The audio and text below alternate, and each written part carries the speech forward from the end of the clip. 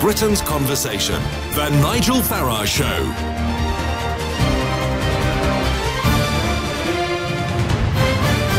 Good morning, everybody. Well, this is the Sunday edition of the Nigel Farage Show here on LBC. I'm here every Sunday morning from 10 a.m. You now get 5 days of Farage on LBC. Don't forget, I'm still here Monday, Tuesday, Wednesday, Thursday from 7 till 8, where you can have your say on the top stories of the day. But the Sunday edition is, yes, it's to look at the top stories of the day, but also to go perhaps more in depth as to what's happened in the last week, and crucially, to look ahead to what's coming up in the week or the weeks to come. And I am asking people on this show from every single conceivable political background. I'm here to demonstrate that dialogue can remain open even if you disagree with someone's point of view. So it's not going to be gladiatorial. I'll get guests on because I want to find out what they really think. But crucially, of course, and remember, there are on Sunday mornings a mass of television and radio programmes doing current affairs and politics. And on those programmes, you will get journalists talking about politicians and politicians talking about politicians, and most of all, journalists talking about journalists. And only on LBC do the public get a chance to have their say, and that's the big difference.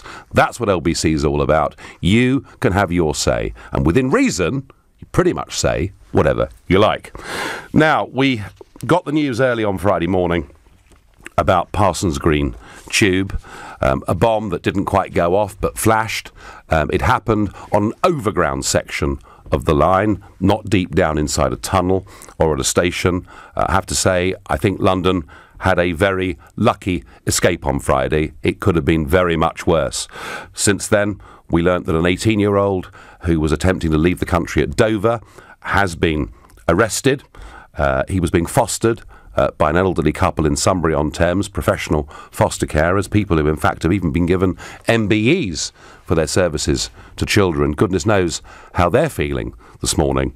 And the news this morning has broken that another 21-year-old has been arrested in nearby Hounslow. All we know about the 18-year-old is that he was a refugee, an asylum seeker who'd been taken in to this country. The whole sorry saga of this year, and perhaps it's just worth reminding ourselves that there have now been 5 terrorist incidents that have taken place this year. 4 of them have taken place in London, and I don't know what you think, but I'm asking myself, does the UK government need to be doing more to protect us from attack? And I'd like your views on that. You can call me on 0345 60 60 973, and you can text me on 84850. You can tweet on @LBC using the hashtag Farage and LBC, and of course you can watch us live on Facebook and comment there too. But before I give any opinion of my own about this continuing and in some ways quite depressing and very worrying saga, I want to have a sort of proper expert opinion on where we are in terms of tackling this modern scourge. And joining me this morning, I'm very pleased to say, is Chris Phillips, former head of the National Counter-Terrorism Security Office and a former Detective Chief Inspector of the Metropolitan Police. Chris, thank you for coming in on this Sunday morning. You're welcome, Nigel. Good morning. Well, it's happened again. The 5th terror attack we've seen so far this year. Do the police, do our security services have the resources necessary to deal with this kind of thing? Or is it just impossible to stop these attacks from happening? Well, impossible is probably not the right word, but it's extremely difficult, and it's going to get more and more difficult as the threat evolves and changes over the years. At the same time, police resources and the resources that are available to deal with the problem have decreased, whatever the government tells you about counter-terrorism, looking after the counter-terrorism role within police. They keep telling us that whilst overall police numbers have declined since 2010, and I think in England and Wales we've gone from 140,000 officers to 120,000 officers, but they keep telling us that more money is being put in to, whether it's MI5 or branches of the... We're being reassured that more's being spent on counter-terrorism. Are you questioning that? Question it. I know it's not true. I mean, quite plainly, you can actually deploy people from other investigations, from general policing into counter-terrorism for particular roles. Interestingly, when we heard after this latest attack that police numbers have been increased onto the streets. No, there's no increase. What's happened is the officers that are there already are being stretched and pulled away from other parts of their work. So I think we have to understand that policing is more than just investigation. It's about picking up intelligence. It's about what goes on behind the scenes. It's about, from my days back in policing communities, it's about communities understanding the police understanding communities and coming forward and being willing to report people. So there's a lot more to it than just having a response to a terrorist attack. And we've heard this week, pretty much for the first time, that we're going to start deploying the military on our streets in order to give the police a bit more time and a bit more space. Is that a good move in your view? Well, yes. I mean, because there's not enough firearms officers available to the police and the government at the moment, then their only choice is to bring people in to fill the static posts that the police would have done, so that those police officers can be released out into the street. I mean, that's just policing on the cheap, to be quite honest, and it's not the way to go forward. Of course, you may need a surge in police at some stage, and that's quite understandable. But to actually have this as your only plan, and then you also understand that officers aren't choosing to become firearms officers because they don't feel as though they're being protected, and those firearms officers and terrorism officers that are there already are leaving because they're so unhappy with their lot. Yeah, I mean, the figure is about 7,000. About 7,000 of our police in England and Wales, are firearms trained, carry firearms and are prepared to use them. It's a figure that, if I was to mention this in France or America, people they simply can't believe it, because they're routinely, of course, police officers are armed. Now, Chris, I ever since the London Bridge attack, I have been discussing this on LBC and asking listeners what they think. It seems to me that when a police officer confronts 3 terrorists on London Bridge, very bravely, using his baton, and for his troubles gets stabbed a couple of times, lucky to survive, it seems to me that had that police officer been armed, now it could be a gun, but equally it could have been a taser, he actually could have stopped them going in to Borough Market and committing that atrocity. So would you agree with me that it's time we trained and armed our police service? Well, it's fair to say that throughout my career I've been very anti police officers generally carrying firearms. In fact, I used to carry a firearm for a little while, and I've never thought in the past that it's been necessary. However, because of circumstances are changing, but more importantly because of the lack of police officers available on the streets, I think we may have to move in this direction. And let me put this to you. It's okay, we're talking about London, we're talking about the areas that have the most police officers anywhere in the country available to respond. If this attack had happened in Dorset or in Devon and Cornwall, and a single officer had turned up knowing that he wasn't going to get any backup for 15, 20, 30 minutes, maybe even an hour, then what do you want them to do? Because they need to be able to deal with it. We do have armed response units all around, and anyone listening to this show out in the counties, you could be in a very rural county, the major city that is closest to you will have an armed response team, but as you say, it's likely to be 20, 25 minutes away. The travel times are huge in these places, and bear in mind, I always go back to the attack that happened on the Palace of Westminster. There are more police officers in the Palace of Westminster at any given time than the most constabularies put out in their whole constabulary on a night duty. So we have to understand that, okay, London seems to be the biggest threat, and quite rightly it is, but it could happen anywhere. That's the decision of where it happens is up to the terrorist, and I think we as a society need to have the protection. So what I'm saying here is I think circumstances are changing, and I think police officers will need to be armed in the future. So do I, absolutely. And yet, when we look at our politicians in Westminster on the front benches, everybody runs away from this and says it's against the traditions of British policing. But as Chris Phillips, my guest this morning, has said, circumstances have changed. Another very contentious issue in terms of dealing with this problem is the fact there are about 3,000 people who are suspected terrorists, a further 20,000 who have links or have been linked in some way to ISIS or extremism. There have been some calls. Richard Kemp, former Afghanistan commander, being one example. There have been calls for the 3,000 people to be rounded up and interned. What is your view on that? Internment has never worked historically. However, and I have to say this, I think circumstances again are going to change. What we've seen most recently is the terrorists moving towards bombs. Now, I don't think people quite understand the danger of a vehicle bomb that happens in one of our cities. If the circumstances happened and a large vehicle bomb decimated one of our cities, killing potentially hundreds, if not thousands of people, the circumstances would change dramatically, and I think people may have a different view. And don't think this, I can understand people might think this is scaremongering, but if you look back at the attack by the IRA of Manchester and in the City of London, those attacks were made and deliberately the police were given 45 minutes to clear the city. They cleared the city, and if you look at the explosions, you can see them on YouTube, you can see the pictures of them on the internet. The decimation is huge, and the death toll would have been huge and enormous if people had still been in those businesses. Yeah. Now, what we've seen recently in Barcelona were an attempt to make 3 vehicle bombs. If that attack had been 3 vehicle bombs, we would have been looking at hundreds upon hundreds of people killed. We would. And finally, Chris, what prospects do you see? Because we've gone to critical in terms of the assessment of where we are. How long is it going to take for this to get back to low? Or do you think this is something we're going to have to live with for many years to come? Nigel, 15 years ago, I was standing up with others and saying that this is a generational threat. This is a generation that we're going to have to deal with this. We're a generation further down the line. It's now probably another 2 generations before we can see some kind of end to this.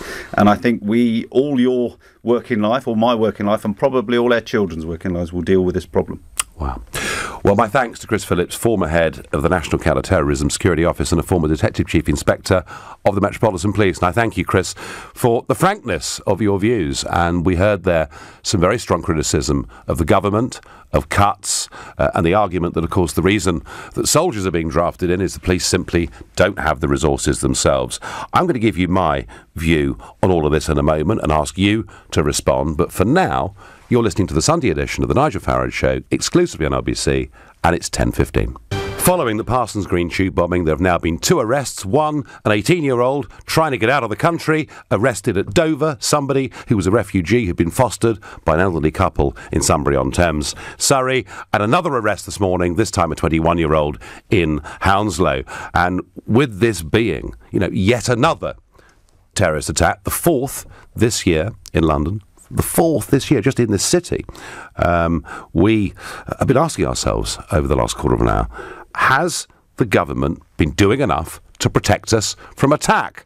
And we had with us a moment ago Chris Phillips, the former head of the National Counter-Terrorism Security Office. And I have to say, I thought his interview this morning and his comments were certainly the hardest hitting that I've ever come across from somebody associated with the UK police force. He absolutely condemned the government for the level of cuts and said that when they tell us they're putting more security, more money into counter-terrorism, they're simply not telling the truth. They're doing it by dragging people in from other areas of policing, leaving them to deteriorate. He very much supported the view that our tradition over a long time of not arming police officers, frankly, was now completely out of date, and that needs to change. And he also said that we're coming close to the moment when the 3,000 suspected terrorists in this country will need to be rounded up, arrested and interned. He didn't say we're quite there yet, but he said he thinks we're very, very close. So it was hard-hitting stuff. My view on all of this is that our government and governments right across Europe have been very, very reluctant to face up to the severity of the problem in front of us. Reluctant, I think, in many ways, to admit their own mistakes, because nearly all of this has been caused by government policy, either in the last couple of years or indeed in many cases over decades. It's not just immigration, it's actually about the total failure to even attempt over the last few decades to integrate people in our society. I think whenever there's an outrage, whenever there's a bomb, the Prime Minister goes on television, the Mayor of London goes on television, we're told we're going to do more. We're told we're now going to put soldiers on the streets, for example, after this attack. We're constantly playing catch-up. If we're going to take this threat seriously, we have to absolutely have to routinely train and teach our police officers, whether it's a gun or a taser or both, but we have to have armed police. Had that happened on London Bridge that night, those 3 terrorists would not have got in to Borough Market and caused those terrible, harrowing scenes that all of us witnessed. And I think we have to massively increase the number of people working on counter-terrorism and intelligence. And I don't mean increasing by a few dozen officers.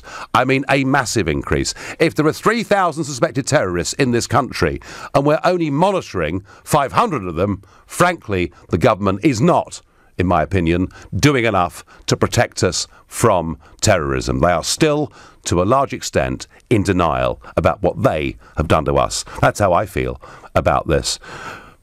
Merciful that the bomb did not properly detonate on Friday, but one morning we'll wake up and it may just not be like that. I wonder what Daniel in Cardiff thinks of this debate so far. Daniel, good morning. Good morning, Nigel. How are you doing? Well, I'm all right, but I'm very worried about where we're going in the future, I have to say. Well, yeah, I'm a 21-year-old student at Cardiff, and I have to say I'm incredibly worried about my future here. I obviously being brought up in Tony Blair's generation, where we've all been taught to sort of loathe our country, loathe our history, loathe our values. It's disparaging, really. I just don't know what to say about it anymore. It's just our country's become such a state, and all of our politicians, as you say, are just completely and utterly facetious and unwilling to face up to the issues we're all worried about as a country. And there's a large proportion of white working class people who are whose noses are just rubbed in the ground and rubbed in the mud. It's rather, I think it's disgraceful. Well, I mean, there's also a concern, Daniel, about the counter-response. Now, I just want to confirm that this 18-year-old, it's not 100% confirmed that he's a refugee, but it's thought to be a refugee because that couple in Sunbury had a lot of people in that house over the course of the last couple of years from Syria, from Iraq and from Afghanistan. But the other worry, Daniel, is that what we'd also get is, if we could put it this way, an extreme right reaction which sort of becomes a loathing, distrust or dislike of anybody, of a different religion or a different colour. That's equally worrying, Daniel, is it?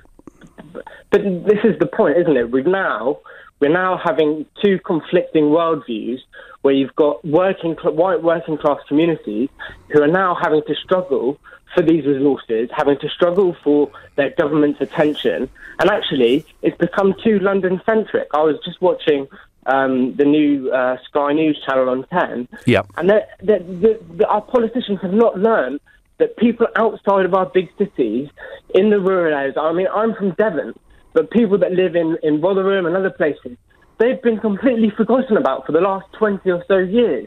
And now our democratic system is coming to a head, and none of the political parties are representing any of the majority of working class people anymore. And we just had 5 terror attacks in 1 year. People are frightened. Our politicians are dilly-dallying on Brexit, having civil wars in their own parties. We need leadership, and nobody is providing it. And this is the problem. I'm 21. I'm in my last year at university. What am I going to do now?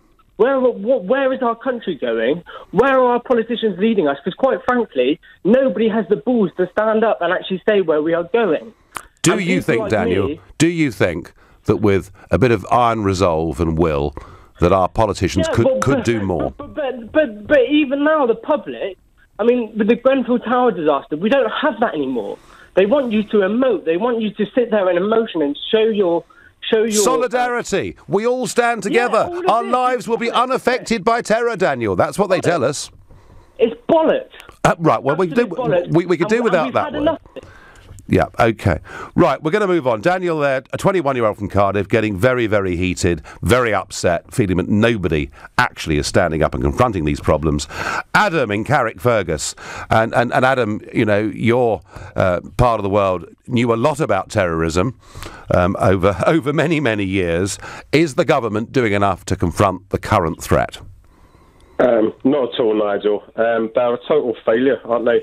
Since all this has been going on, what's happened? We've lit a few candles and sang a few John Lennon songs, but no, nothing's been done. Nothing's been changed. I just heard one of the commentators you had on earlier saying the situation is changing all the time, but we as like a security side of things are not. We're back in the 60s, charging after people with truncheons. The time has come now that we have to totally change our police force. What is it, Adam? What is it, Adam, about? What is it about? I mean, you think our police force should be armed. I certainly think our police force should be armed. Chris Phillips, the former head of the National Counter-Terrorism Security Office with me a moment ago, thinks it's time to arm our police officers. And I saw some opinion polling suggesting that well over 2/3 of the country now thinks it's time that we should arm our police officers. What is it, Adam, about our leaders where they have such a different view of the world to the rest of us? They live in their bubble, Nigel. You know that for sure. But can I ask you one thing, Nigel? And since I've set up and started noticing yourself and UKIP and the likes of, I've noticed that you come under such an enormous amount of slagging.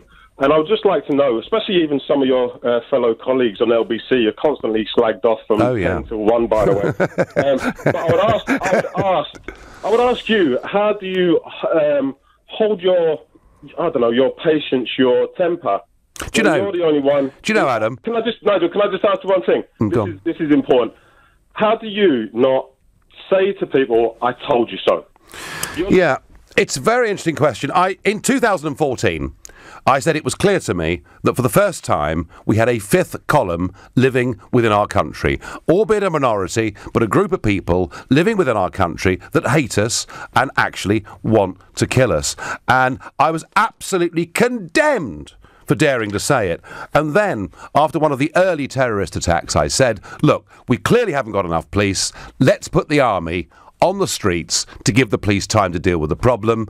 And, you'd have thought, Adam, from the response I got from the leaderships of both the main political parties and nearly all the media, that I was sort of looking for sort of military junta-style takeover for the country. So awful it was what I'd said. And I've no doubt, Adam, today... Unbelievable. I've no doubt it'll be today I'll be told that it's a disgrace that I want to ruin the great traditions of British policing by arming our police force.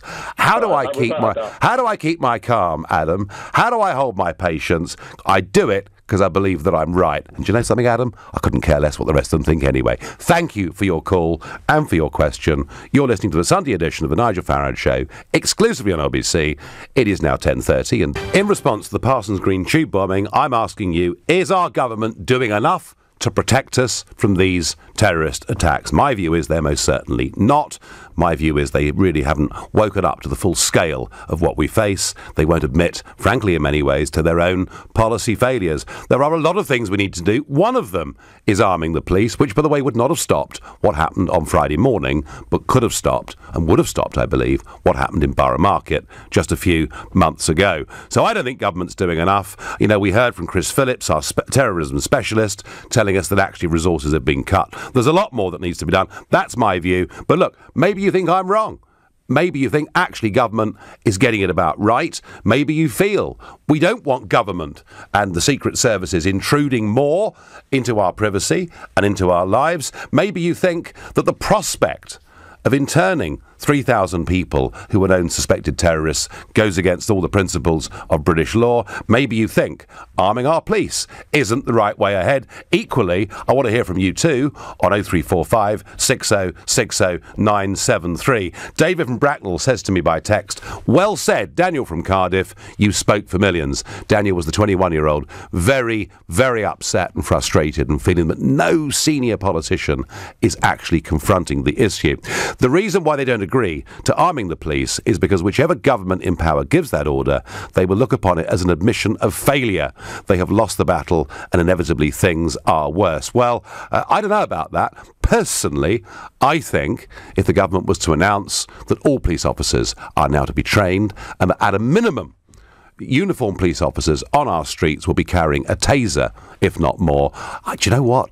I don't think the public would view that as failure. I think the public would view that as, gosh, the government has recognised the severity of the problem. Nigel, so agree with you about protecting the UK. Sad, many UK politicians are so PC that nothing is being done. Only POTUS in the US acts. Well, of course, there is no big news story or crisis within which the President of the USA does not give some form of opinion. And he was busy tweeting, of course, on Friday, saying, another attack in London by a loser terrorist. These are sick and demented people who were in the sights of Scotland Yard. Must be proactive. Now, that was interesting, wasn't it? He said terrorists who were in the sight of Scotland Yard.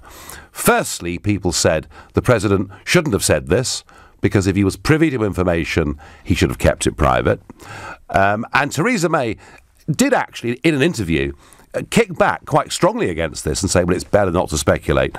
I don't know whether Trump had that information or not, but I tell you this, the pattern here is pretty regular. That the people who commit these acts are young men who are out of work, nearly invariably linked to repeated habitual use of illegal drugs and substances of some kind.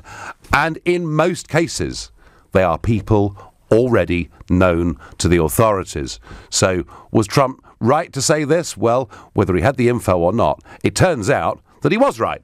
Because what we do know about this house in Sunbury-on-Thames is that the police have been visiting that house on a fairly regular basis. Indeed, 2 weeks ago, 3 police turned up at the house and spent several hours there. Now, it is a foster home. There are other youngsters living there.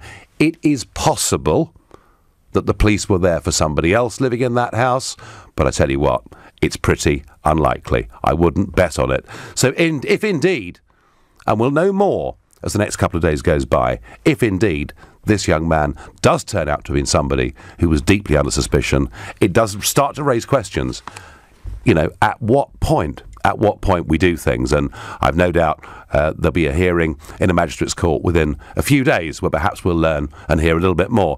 But what about Trump's comments? Was Trump right to say the things that he said? He also said loser terrorists must be dealt with in a much tougher manner. The internet is their main recruitment tool, which we must cut off and use better. Well, so Trump there suggesting that somehow we need to control the internet more to stop this particular form of radicalisation, and one that is perhaps the most difficult problem of all to deal with. Paul from Aldershot, should we arm the police, Paul? Is the government doing enough?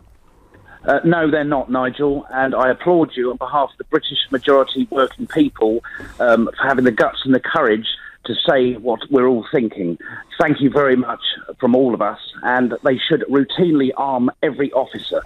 How can you have any responding officer go to an incident where there is a terrorist, an armed terrorist, in a shopping centre or an underground tube station, that's to go there with a truncheon or a taser?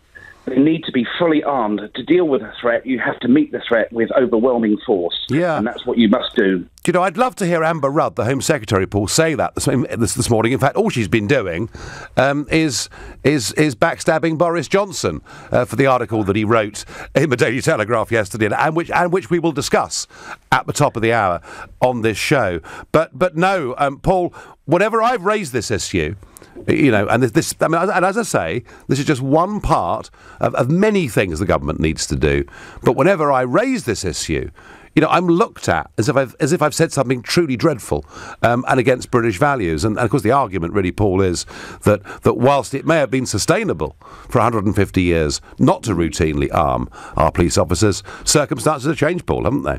Well, you're not alone there, Nigel. I quite often am accused of being sort of overzealous or right-wing or whatever. The simple fact is, to meet and deal with the threats of today, you need to fully arm the police service. Yep. They need the equipment and tools necessary, and manpower, because all their manpower. Well, certainly, Paul. The police cuts, and by the way, it is worth pointing out that this all happened during the 6-year period in which Theresa May was the Home Secretary. So I'd like, Paul, to see some leadership from her on this, as well as perhaps another issue that we'll talk about at the top of the hour. Paul, just how frustrated do you feel with our leaders? I'm just completely frustrated. I don't have any words in the English language to tell you how frustrated I am. Right. I just wish you were Prime Minister. Well, and certainly not words that could be used on this show at 10:42 in the morning. No, I'm sure. Paul from Aldershot, thank you. And Paul, another caller, feeling the government are not facing up to reality, are not recognising the scale of the threat that we face, that probably is actually generational. And by the way, I'm not suggesting, folks, that we can stop all of this from happening, but there's quite a lot of it. There's quite a lot we can do. There's quite a lot we can do to make ourselves just a bit safer. Nigel, all police should be armed with tasers, not guns. Mistakes can happen, as with the Brazilian Charles Mendes, who was killed by mistake. Yes, I do remember that. Some of others of you will. It was 2005. It was after the underground bombing, and this Charles Mendes, Brazilian, I think he tried to jump over the barriers at Stockwell Tube and was shot dead, and he certainly wasn't a terrorist. So yeah, mistakes can happen. MPs are slashing police funding. They couldn't afford to arm them. Can you imagine the bill? And what if they get sued? I get on Twitter. Well, I frankly, you know, I've criticised the government over the years for the money it's sent to the European Union, for the money it's spent on the foreign aid budget, for the fact that their spending is out of control and we're still running a massive public deficit. But when it comes to keeping people safe on our streets, there's quite a lot of other budgets that, frankly, need to be cut to make room for this to happen. Martin in Leeds is my next caller, and I believe a former police officer. Good morning. Good morning, Nigel. So, what's to be done, Martin? Well, me personally, I wasn't a firearms officer. I'm an ex-serving soldier in the British Army, and then finished my working career as a police officer. Firstly, I do not agree with the army being used as a direct replacement to the police in relation to the security within our cities. Yep. Which I'll come on to into a moment, the reasons why. Sure. But I am fully behind arming the police. I think it's an imperative preventative measure towards mass murder and terror. It's unfortunate it does not fit in with the idyllic image that the world has about the good old-fashioned British Bobby, but those days have gone. They've long gone. We're now in a position of fear, where people's lives are at stake, people's property, people's liberty, and something has to be done to protect the public. Martin, I'm absolutely with you on that. Time is running short. Just tell me briefly, if you would, why it's wrong for soldiers, armed soldiers, to be brought in to help in this crisis. From a personal point of view, as a young soldier, I responded to orders directly. I wasn't the most, let's say, the most lateral thinking person, because the training for a soldier is very much direct with a specific goal, and that's to obey orders and primarily to be trained in combat. Police officers have got to use discretionary powers, which are completely different to the military, and I believe that a thorough training programme to make sure that the police not only are armed, but to be armed in a very, very competent manner to use those firearms within the boundaries of cities where the public are. It is imperative for the future of the police, for their safety, but more importantly, the safety of the British people. Okay, no, Martin, you've made the point well. There is a difference between policing and a police officer's training and that of being a soldier. Martin, thank you for making that point. The reason that I was proposing that we should use the army a couple of years ago, and indeed the government now appear to have gone to that position, is we haven't got enough police because we've cut them back massively ever since Theresa May became Home Secretary in 2010. You're listening to the Sunday edition of the Nigel Farage Show, exclusively on LBC. It's 10:45. Is the government doing enough to protect us from terrorist attacks? And do the police and others have sufficient manpower and resources and guns and whatever else it takes to make us a safer country? Kevin on Facebook says, the government are protected by armed police. What have they got against us being protected by armed police? And Lisa says, fearing terrorists is enough.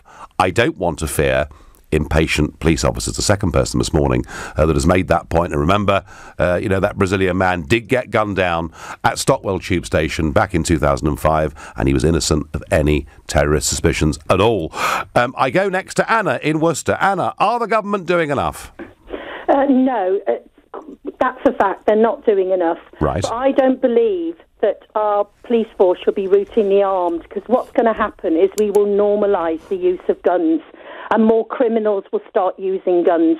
What we need to do is we need to look at the anti-terrorist unit and double or triple its numbers. So a specific area within the police force needs extra manpower and obviously more guns. Otherwise, we're destroying our way of life and making it more likely that innocent people will be killed. So that's looking at a solution. Yeah. But we fail to look at the causes of this. I think, whether we like it or not, we need to now look at travel bans from certain countries. The only way these countries are going to get to grips with these extremists is if it affects them. It affects the libertarians, affects those that live a much broader way of life where they're not tied down to a certain theocratical ideology. And then only themselves then can change that. So we need to look at a two-pronged attack, not just solution, but cause. Yeah. And we also need to look at the causes within this country. We have a culture which is mainly masculine biased. We need to even that out. We need to free Muslim women. We need to stop accepting practices which undermines our liberal culture, main liberal culture in this country.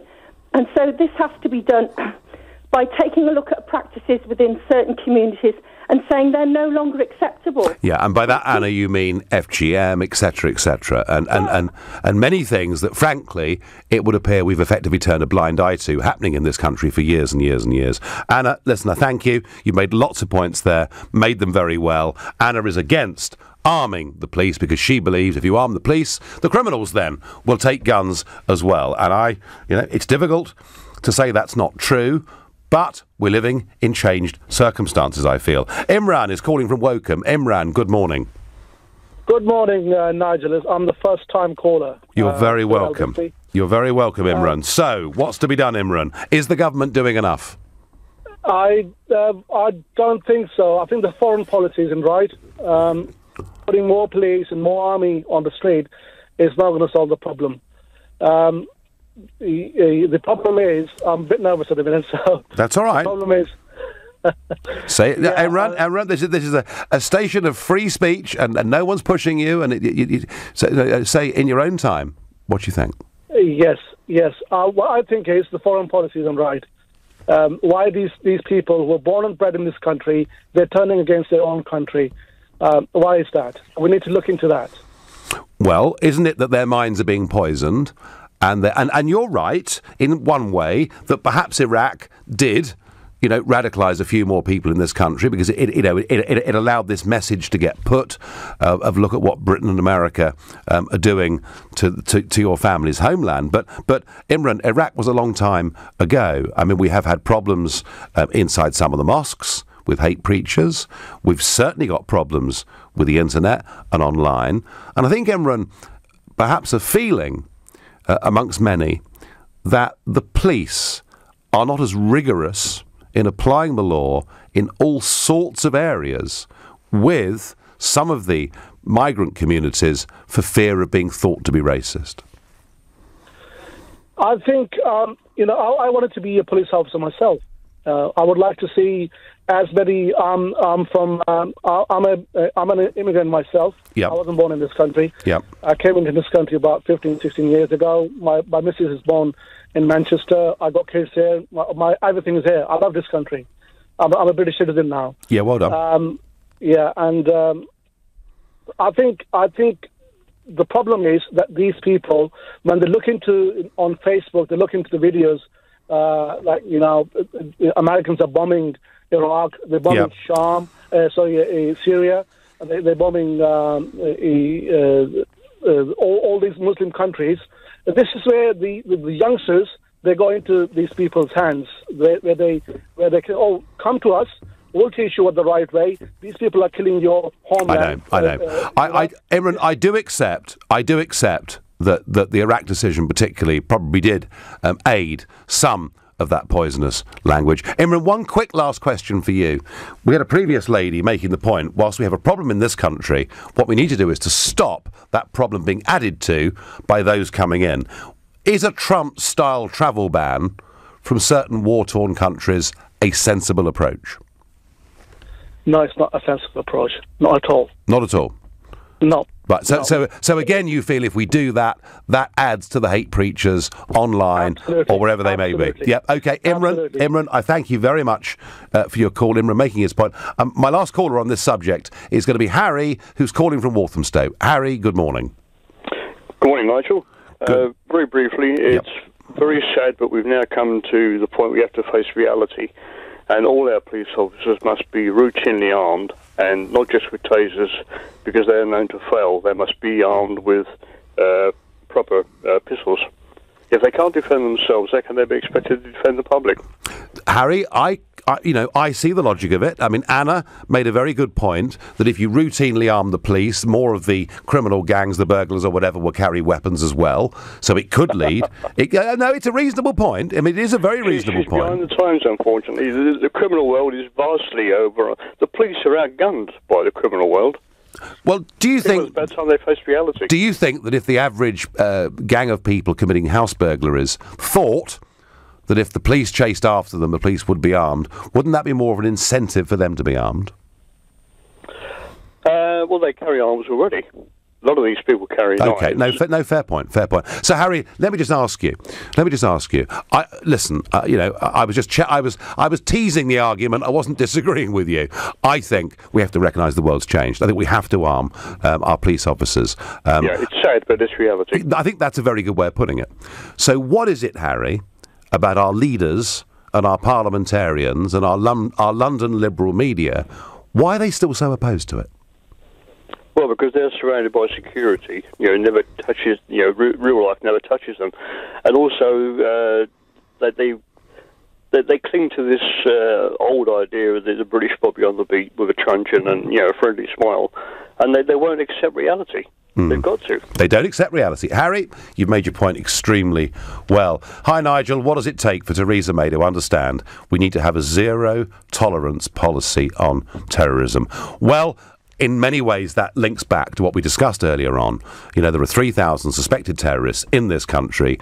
Do we want to go for the option of interning them all? My worry is if we do that, actually, we will add fuel to the fire. That's my concern. Maybe I'm a little bit behind my times, but if we're not going to intern people, then certainly what we absolutely have to do is to put many, many more resources, police resources, into counter-terrorism and not cut them, as Chris Phillips made clear earlier on today is what's happened.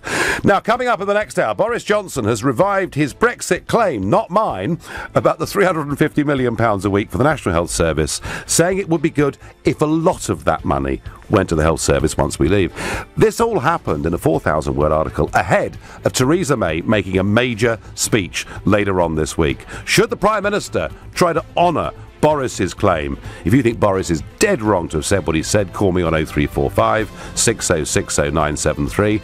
Maybe you think he's right and we can use all this money for the NHS, in which case text at 84850, or maybe Boris should have shut up until the Prime Minister had spoken, in which case you can tweet using the hashtag Farage and LBC at LBC. Stay tuned, because it all starts next.